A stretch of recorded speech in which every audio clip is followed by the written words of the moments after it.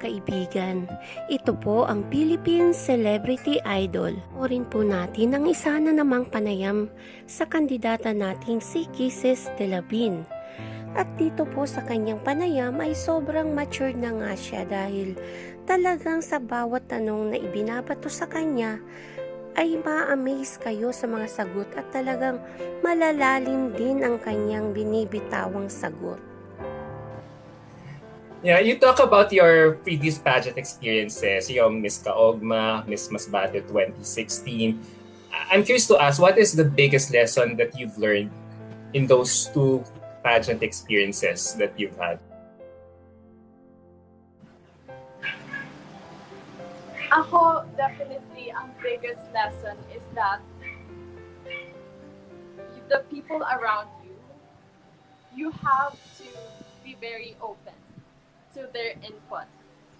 And of course, you have to trust them first. Because if I may share this, when I was 12 years old, I was a very shy girl. I had braces and nahihiya ako kasi may braces ako, tas parang basta mahiyain ako. And so, I decided that I wanted to join a beauty pageant because when you're on stage, you're forced to be confident. You're forced to forget your insecurities or whatever fears that you have. And I said, that's what I'm going to do. So I took the form and went home to my house and had my parents sign it. Pero nung actual screening na, I said to myself, oh my God, I can't do this. There's so many people watching. I'm so shy.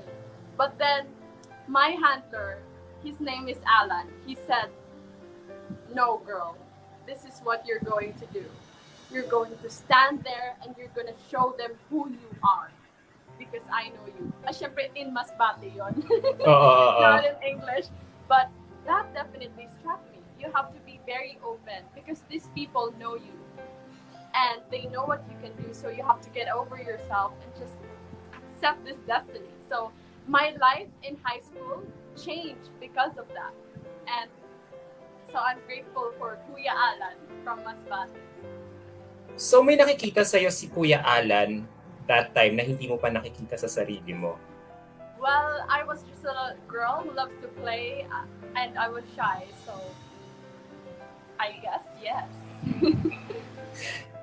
Wow, believe ako sa'yo because how old were you then when you joined Miss Masbate 2016? So I assume 18, 17? I was 16 years old, but then for Miss Kaugma, I already turned 17. Where do you get that confidence to stand side by side with taller candidates considering na, alam mo yon, you're only 5'4"? Parang syempre, di ba, parang yung mga nerves, yung jitters, how were you able to conquer those? Tapos, well, you're right about that. In Miss Masbate and Miss Kaugma, there were definitely very tall candidates. But for me, God made me who I am, and I wouldn't change anything. Not even a single thing. I am not the type of girl who says, oh, I wish I were 2 inches taller. I wish I was like this. That's never crossed my mind for some reason. And I'm thankful to God that I have that mindset because especially now that I have this platform, people can see it in your eyes. If you're the type of girl that wishes she were something different, someone different, and if you just, yun ang grateful ako, Adam, because especially joining this Miss Universe Philippines pageant, people can see you, the whole of you. I'm sorry, my dog is so noisy. But as I was saying, that's okay, no worries. All right. Yeah. Sorry, na-distract lang ako. Pero curious ako to ask, since, during that time ba, kasi alam mo, aminin talaga natin, even until now, you have a lot of doubters. Pero nung nakuha mo rin ba, but one thing that we cannot deny talaga about you is that magaling kang mag-project sa camera. And it translates well on your photo shoots and videos. So, do you think yung background mo sa modeling or dyan sa mga previous stints mo sa Miss Kaogma and Miss Masbate at an early age help you for MUP right now? Well, Adam, I think that to those girls who also didn't have that background, I don't think that it's too much of a weakness for them because, like I said, everybody has such individual and special qualities na sari-sarili nila. But for me, I am grateful for the experience that has prepared me for this job of a Miss Universe. I am really grateful that parang nag-align yung universe that I got to do all those things before I take on this Miss Universe Philippines role. Di ba?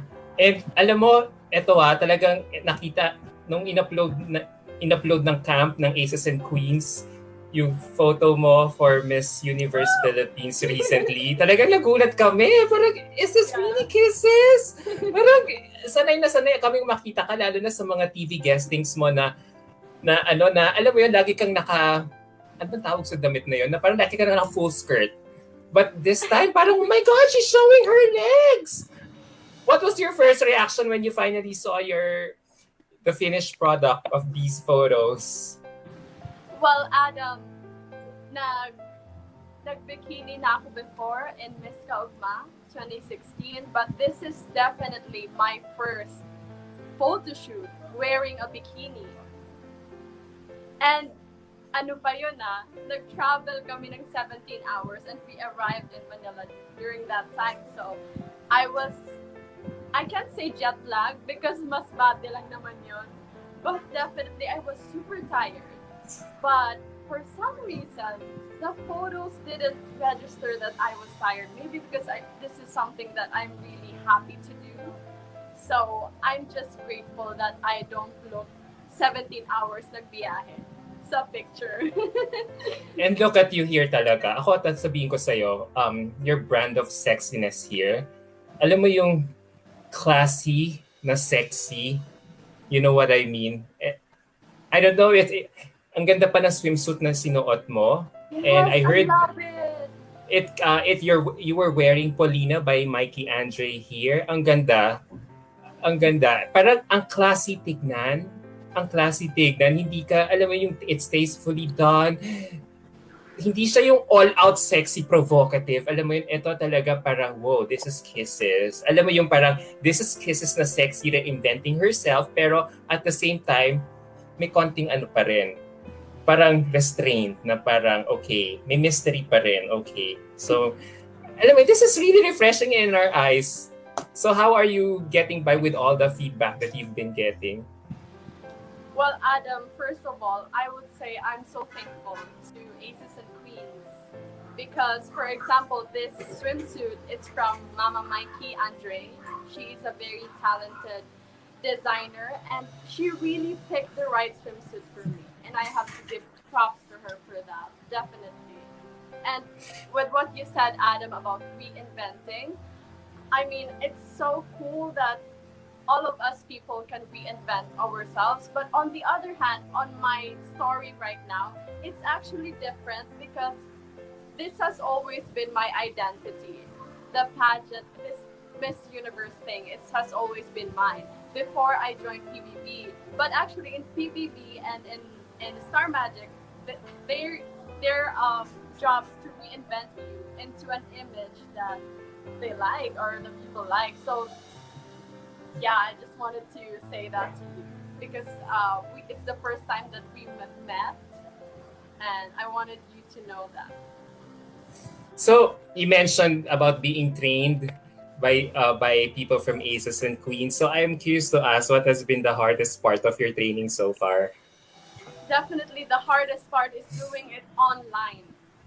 You can't see the people in person. Only once when I went to Manila, only once did I meet the coaches, and it's really hard for me because I'm so not used to doing everything on the phone and on the laptop. I like seeing people. I like meeting people face to face. So that's the hardest part for me. As in, lockdown, why?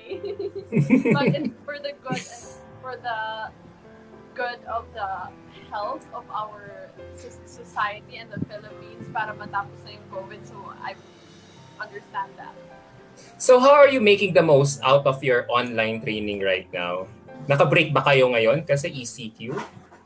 Well, Adam, meron namang online trainings. Like, for example, last night, we were able to do yoga with Senator Pia. But on the other hand, it's still very hard to do online trainings because, for example, the walk. But, you know, for me, the most important training really, for anything, not even for Miss Universe, the most important training is how you prepare yourself. Because, for example, this job of a Miss Universe is really a job. So how do you prepare yourself for that? That's what you ask yourself. So speaking of that, so how has been the adjustment like so far? Kasi you come from showbiz, no? Siyempre, let's face it, when you're in showbiz, you get you're being styled a lot. So let's face it, dito rin sa pageantry, crucial din ang styling. So apart from that, how has been the adjustment or may degree of difficulty ba so far in the transition? You know, Adam, people expect me that I will have a hard time going into the pageant world because artista daw, ganyan. But I don't get it because this is so natural for me actually. More than anything that I ever did. This is so natural for me. Nice. So wala pala. Akala ko kasi parang naisip ko parang meron kang mga miscongeniality moments. Alam mo yun, na Sandra Bullock na parang Miscongeniality moment. na parang may mga awkward stages ka kasi syempre, let's face it, you know, joining a pageant is a science. Talagang may mga times na inaaral niyo yung lakad niyo, minsan natatapilok ka, o kaya di ba lalo na sa styling, sa pag-makeup, I remember Shamsi in an interview before na she said there was a time na umiiyak na siya. She was also being trained by ACES. She was crying na one certain day because ilang beses niyang feeling niya mapupunit na yung mukha niya sa sobrang palit, alam mo yung remove palit, makeup ulit just to get the right look. So far, how have you been getting by with the trainings in terms of makeup, styling, pasarela? Well, Adam, now that you mentioned that, I was just reminded that this is not yet the final pageant. So I just remember that maybe definitely things will be harder when you're in the top 30 already and competing in the lock-in. Pero it's really about your core and fighting for what you believe in. I think for me, no matter kung anong hardships, you fight through it. You go through it with heart strong. You know what? You're impressing me right now. No doubt. Sobrang na-impress mo ako. Parang sabi ko, parang naiisip ko, where is this confidence coming from? Does it help the fact that you joined PBB before? For this newfound confidence or the confidence? Actually, if anything, Adam, if you actually join PBB, you might actually feel the opposite because there's so much challenges there that your confidence might go down. But Adam, you know what I'm grateful for is that I have a mother and a father who really, from an early age, have taught me love. So if you have a love like that, it's like there's nothing you can't achieve. Kasi it's the best thing and that's what I hold on to. So anong sabi ng parents mo now that you're in the middle of your preparations for MUP? Well, hindi na sila na-shock because they've always known and I've always talked about this with them. So they were not shocked. They're actually very happy that I'm finally going for what I want, what I really want. Is this her first time to style you for an interview or for a function or an event? Well, talagang talent na ng mother ko yan. I have to give that to her. She loves clothes more than I love clothes. So, lagi na siyang nagsa-style for me sa mga lakad-lakad. Baka nga mamaya mag-ano na siya, carry Delavin management.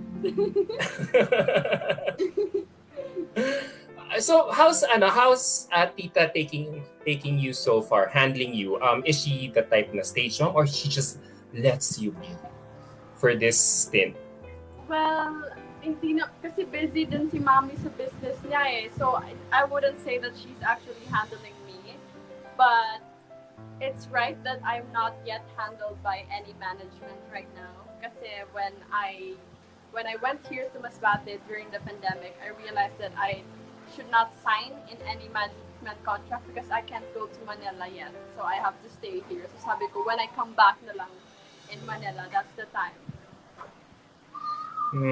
Alam mo, super nai-impress talaga ako talaga sa'yo. Like talagang, wow, parang you got it all covered, na-calculate mo lahat ng risk, ng gagawin mo. Tapos parang ni-enjoy mo lang yung process right now. Parang hindi ka ano, parang ano ka lang, parang chill ka lang, ini-enjoy mo lang every moment that you're here. Parang ang gaan-gaan sundan ng journey mo dito. Parang walang excess baggage. Parang, you know what I mean?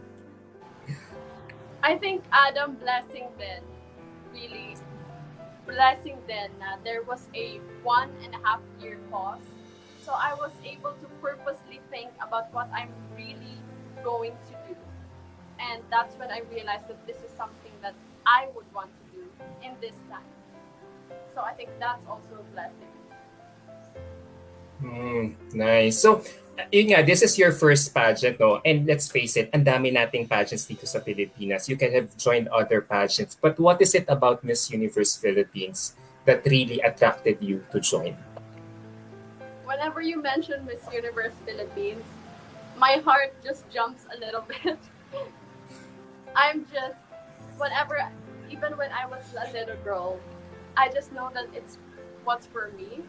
So it's just natural for me to join here during this time. Like, it's just the one thing that I wanted to do. Which Miss Universe edition did you first watch na talagang naano ka talaga na parang wow, I really wanna be part of this spectacle. I wanna be one of them one day when I grow up. I would say Miss Universe 2002. That's when I was 2 years old.